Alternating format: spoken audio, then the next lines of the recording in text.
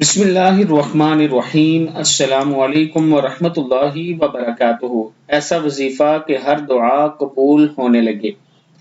یہ چھوٹا سا عمل جو میں بتا رہا ہوں، اگر آپ یہ کریں گے تو آپ کی ہر دعا قبول ہونے لگے گی۔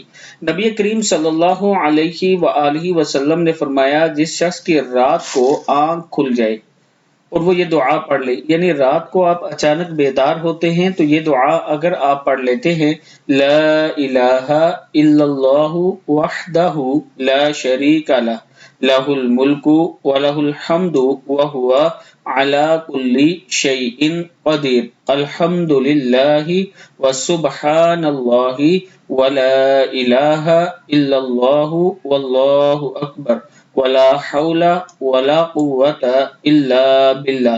اکیلے اللہ کے سوا کوئی معبود نہیں، اس کا کوئی شریک نہیں، بادشاہی اسی کی ہے اور اسی کے لیے سب تعریفیں ہیں۔